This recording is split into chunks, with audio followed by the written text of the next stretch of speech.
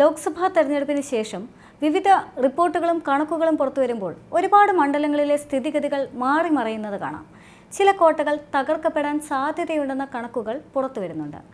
UDFിൻ്റെ ശക്തി കേന്ദ്രങ്ങളിൽ പലതും ഇടത് കൈയടക്കുമെന്നും ഇടത് കോട്ടകളിൽ പലയിടത്തും വലത് സ്ഥാനമുറപ്പിക്കുമെന്നും റിപ്പോർട്ടുകൾ വരുന്നു.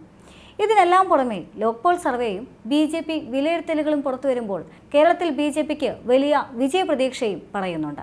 BJPയുടെ കേരളത്തിലെ പ്രഭാരിയായ പ്രകാശ് ജാവദേക്കർ പറയുന്നത് 5 സീറ്റുകളിൽ BJP വിജയിക്കുമെന്നാണ്. അതുകൊണ്ട് തന്നെ ഏതെല്ലാം മണ്ഡലങ്ങളിലാണ് അട്ടിമറിക്ക് സാധ്യത എന്ന വിലയിരുത്തലിനും പ്രസക്തിയേറെയാണ്. UDFിൻ്റെ സ്വാധീന മണ്ഡലത്തിൽ LDF വിജയം കൈവരിക്കുമെന്ന് റിപ്പോർട്ടുകൾ പറയുന്നുണ്ട്. UDFിൻ്റെ 2 ശക്തി കേന്ദ്രങ്ങളാണ് പത്തനംതിട്ടയും ചാലക്കുടിയും. എന്നാൽ ഈ രണ്ടിടത്തും LDFിന് വിജയസാധ്യത ഏറുന്നു എന്ന വിലയിരുത്തലുകളാണ് ഇപ്പോൾ പുറത്തുവരുന്നത്. ചാലക്കുടി ലോക്സഭാ മണ്ഡലത്തിൻ്റെ രാഷ്ട്രീയ പാരമ്പര്യം പരിശോധിക്കുമ്പോൾ തിരുക്കൊച്ചിയിലെ ക്രാങ്കന്നൂർ എന്ന ആദ്യ പാർലമെന്റ് മണ്ഡലം പിന്നീട് കേരള സംസ്ഥാന രൂപീകരണത്തിന് പിന്നാലെ മുകുന്ദപുരം ലോക്സഭാ മണ്ഡലമായി മാറുകയായിരുന്നു. പരമ്പരാഗതമായി UDFിന് അനുകൂലമായ മണ്ഡലമായിരുന്നു ഇത്. 1952 ക്രാങ്കന്നൂർ മണ്ഡലത്തിൽ കോൺഗ്രസ് നേതാവ് KT അച്യുതനാണ് ആദ്യമായി പാർലമെന്റിലേക്ക് എത്തുന്നത്. പിന്നീട് മുകുന്ദപുരം മണ്ഡലമായപ്പോൾ 8 വട്ടം കോൺഗ്രസും 3 വട്ടം കമ്മ്യൂണിസ്റ്റ് പാർട്ടിയും ഒരു തവണ കേരള കോൺഗ്രസും മണ്ഡലത്തിൽ നിന്നും വിജയിച്ചിരുന്നു. സ്വാതന്ത്ര്യ സമര സേനാനിയും മുതിർന്ന നേതാവുമായ പനമ്പള്ളി ഗോവിന്ദമേനോനെ മുൻ മുഖ്യമന്ത്രി K. കരുണാകരൻ കമ്മ്യൂണിസ്റ്റ് പാർട്ടിക്ക് വേണ്ടി നാരായണൻകുട്ടി മേനോനും EK ബാലാനന്ദനും ലോനപ്പൻ നമ്പാടനും മണ്ഡലത്തെ പ്രതിനിധീകരിച്ച പ്രമുഖരാണ്. പരമ്പരാഗതമായി UDFിന് മേൽക്കൈയുള്ള മണ്ഡലത്തിൽ 2014 ഇന്നസെന്റ് അട്ടിമറി വിജയമായിരുന്നു നേടിയത്. PC ചാക്കോയും KP ധനപാലനും പരസ്പരം തൃശൂർ ചാലക്കുടി മണ്ഡലങ്ങൾ വെച്ചുമാറിയാണ് 2 സ്ഥലത്തെയും തോൽവിക്ക് കാരണമായതെന്നാണ് UDFിന്റെ വിലയിരുത്തൽ. 2016 നിയമസഭാ തെരഞ്ഞെടുപ്പിൽ മണ്ഡലത്തിൽ ആകെയുള്ള 7 നിയമസഭാ സീറ്റുകളിൽ 4 UDFിനൊപ്പവും 3 LDFിന് ഒപ്പവുമായിരുന്നു. മുൻ തെരഞ്ഞെടുപ്പ് ഫലങ്ങൾ പരിശോധിക്കുമ്പോൾ മണ്ഡല രൂപീകരണത്തിന് ശേഷം ആദ്യം നടന്ന തെരഞ്ഞെടുപ്പിൽ കോൺഗ്രസിൻ്റെ KP ധനപാലനാണ് വിജയിച്ചത്. 71,679 വോട്ടുകൾക്കാണ് അന്ന് കോൺഗ്രസ് സ്ഥാനാർത്ഥി വിജയിച്ചത്. 41% വോട്ട് ഷെയറുമായി ഇടത് സ്ഥാനാർത്ഥി UP ജോസഫ് 2ാം സ്ഥാനത്തുമുണ്ടായിരുന്നു. BJP സ്ഥാനാർത്ഥി KV സാബുവിന് 5.7% ആദ്യ തെരഞ്ഞെടുപ്പിൽ ലഭിച്ചത്. അതേസമയം 2014 ഇടതുപക്ഷത്തിന് വേണ്ടി മത്സരിച്ച പ്രമുഖ സിനിമാ നടൻ ഇന്നസെന്റ് 13,884 വോട്ടുകളുടെ ഭൂരിപക്ഷത്തിൽ മണ്ഡലത്തിൽ വിജയിച്ചു. കോൺഗ്രസിന്റെ മുതിർന്ന നേതാവായിരുന്ന PC ചാക്കോയായിരുന്നു ഇന്നസെന്റിന്റെ എതിരാളി. അദ്ദേഹം 3,44,556 വോട്ടുകൾ മണ്ഡലത്തിൽ നിന്നും നേടിയിരുന്നു. മുൻ വർഷത്തെക്കാളും മെച്ചപ്പെട്ട പ്രകടനമായിരുന്നു BJPയുടെ ഭാഗത്തു നിന്നും ആ വർഷമുണ്ടായത്. അന്ന് 10.5% വോട്ടുകൾ BJP പിടിച്ചെടുത്തു. മുൻ വർഷം ഇത് വെറും 5% പ്രമുഖ BJP നേതാവായ അഡ്വക്കേറ്റ് B. ഗോപാലകൃഷ്ണനായിരുന്നു ഇന്നസെന്റിനെതിരെ മത്സരിച്ചത്. അന്ന് തരംഗമായി വന്നിരുന്ന ആം ആദ്മി പാർട്ടിയും മണ്ഡലത്തിൽ നിന്നും 4% വോട്ട് ഷെയർ നേടിയിട്ടുണ്ട്. ഏറ്റവും ഒടുവിലായി നടന്ന ലോക്സഭാ തെരഞ്ഞെടുപ്പിൽ കോൺഗ്രസിന്റെ ബെന്നി ബെഹനാനാണ് മണ്ഡലത്തിൽ നിന്നും വിജയിച്ചത്. 1,32,274 വോട്ടുകളുടെ ഭൂരിപക്ഷത്തിലാണ് ഇടത് സ്ഥാനാർത്ഥിയും സിറ്റിംഗ് MLAയുമായ ഇന്നസെന്റിനെ ബെന്നി ബെഹനാൻ തോൽപ്പിച്ചത്. ഈ വർഷവും BJP തങ്ങളുടെ നില താരതമ്യേന മെച്ചപ്പെടുത്തിയെന്നും കാണാനാകുന്നുണ്ട്.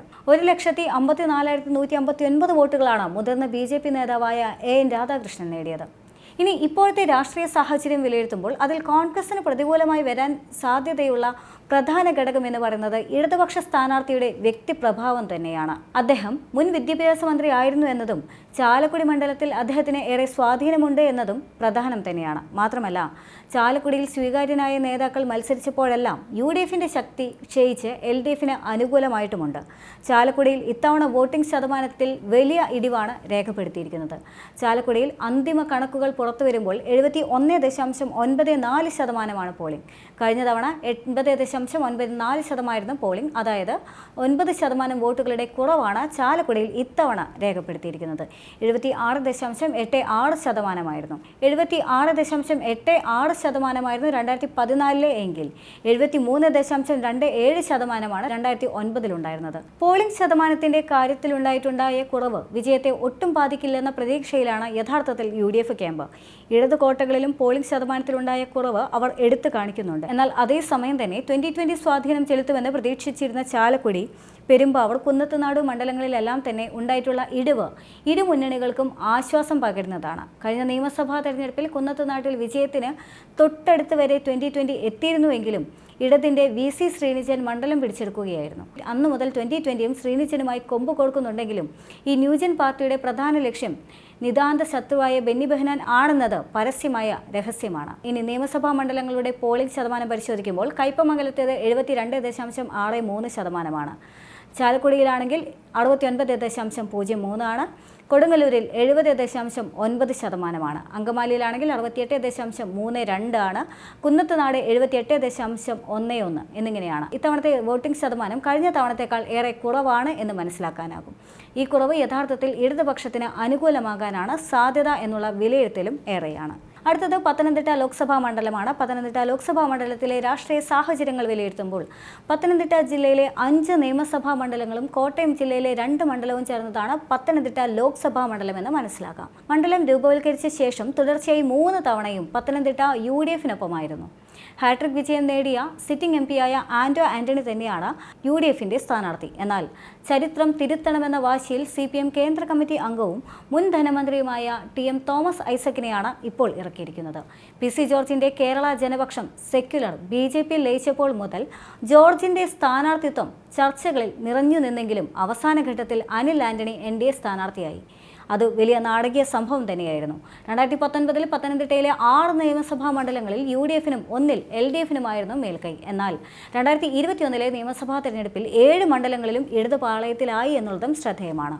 എന്നാൽ 3 വട്ടവും കൂടെ നിന്ന മണ്ഡലം ഇത്തവണയും കൈവിടില്ല എന്ന വിശ്വാസത്തിൽ തന്നെയാണ് UDF ഉള്ളത്. NDA ക്രമാനുഗതമായി വോട്ട് വിഹിതം വർദ്ധിപ്പിക്കുന്ന മണ്ഡലങ്ങളിൽ ഒന്നാണ് പത്തനംതിട്ട. 2014 നിന്ന് 2019 എത്തിയപ്പോൾ വോട്ട് വിഹിതം ഇരട്ടിയിലേറെ കൂടി. ക്രൈസ്തവ ന്യൂനപക്ഷത്തിന് നിർണായക സ്വാധീനമുള്ള മണ്ഡലമാണിത്. UDFിന് വലിയ മേൽക്കൈയുണ്ടായിരുന്ന ക്രൈസ്തവ വോട്ടുകളിൽ ഒരു പങ്ക് 2021 തെരഞ്ഞെടുപ്പിൽ LDFിലേക്ക് എത്തി. ക്രൈസ്തവ സമൂഹത്തെ തങ്ങളിലേക്ക് അടുപ്പിക്കാൻ BJPയും ശ്രമിക്കുന്നുണ്ട്. 2019 ശബരിമല യുവതീ പ്രവേശനമടക്കം ചർച്ചയായപ്പോൾ ശക്തമായ ത്രികോണ മത്സരം നടന്നിട്ടുണ്ടായിരുന്നു. ഇത്തവണ പൊതു രാഷ്ട്രീയ വിഷയങ്ങളാണ് ചർച്ചയായത്. തെരഞ്ഞെടുപ്പ് തീയതി പ്രഖ്യാപിക്കും മുൻപ് തന്നെ 3 മുന്നണിയും പ്രചരണം ഒരു റൗണ്ട് പിന്നിട്ടിരുന്നു. സ്ഥാനാർത്ഥി പ്രഖ്യാപനത്തിന് ശേഷം പ്രധാനമന്ത്രി നരേന്ദ്രമോദി ആദ്യം എത്തിയതും പത്തനംതിട്ടയിൽ തന്നെയാണ്. സ്ഥാനാർത്ഥിത്വത്തെ ചൊല്ലി ആദ്യം ചില എതിർപ്പുകൾ ഉയർന്നിരുന്നുവെങ്കിലും അതൊക്കെ മാറി NDA ക്യാമ്പും പൂർണ്ണ സജ്ജമായി എന്നുള്ളതും ശ്രദ്ധേയം തന്നെയാണ്. വികസന പ്രശ്നങ്ങൾ, കാർഷിക മേഖലയുടെ മുരടിപ്പ്, വന്യമൃഗശല്യം, റബ്ബർ മേഖലയിലെ പ്രതിസന്ധി, പ്രവാസികളുടെ പ്രശ്നങ്ങൾ, അടിസ്ഥാന സൗകര്യ വികസനത്തിന്റെ കുറവ് തുടങ്ങിയവ ചർച്ചയായി. ശബരിമലയിലെ അടിസ്ഥാന സൗകര്യ വികസനവുമായി ബന്ധപ്പെട്ടും 3 മുന്നണിയും ആരോപണ പ്രത്യാരോപണങ്ങൾ ഉന്നയിച്ചിരുന്നു. കഴിഞ്ഞ മണ്ഡലകാലത്ത് ശബരിമലയിൽ തീർത്ഥാടകർക്കുണ്ടായ പ്രശ്നങ്ങൾ UDFും LDFും ഉയർത്തിക്കാട്ടി. വിഷയത്തിൽ കേന്ദ്ര സർക്കാരിനെയും MP-യെയും കുറ്റപ്പെടുത്തിയാണ് LDF ഇതിനെ പ്രതിരോധിച്ചത്. എന്നാൽ ഇത്തവണ ശബരിമല തരംഗമില്ല എന്നതും UDFിന് വെല്ലുവിളി തന്നെയാണ്. മാത്രമല്ല രാഹുൽ തരംഗവുമില്ല. ക്രൈസ്തവ വോട്ടുകളുടെ പിന്തുണയും വെല്ലുവിളിയാകുമെന്നുള്ളതും പത്തനംതിട്ടയിലെ UDFിനെ സംബന്ധിച്ചിടത്തോളം വലിയ പ്രതിസന്ധി തന്നെയാണ്. അതുകൊണ്ട് തന്നെ ഈ ലോക്സഭാ തെരഞ്ഞെടുപ്പിൽ UDFിന്റെ ശക്തി കേന്ദ്രങ്ങളായ 2 ലോക്സഭാ മണ്ഡലമായ ചാലക്കുടി ലോക്സഭാ മണ്ഡലവും പത്തനംതിട്ട ലോക്സഭാ മണ്ഡലവും പരിശോധിക്കുമ്പോൾ അവിടെ UDFിന്റെ ശക്തി ക്ഷയിക്കുന്നതായും പകരം LDFിന് മുൻഗണന ഏറുന്നതായും കാണാൻ സാധിക്കും.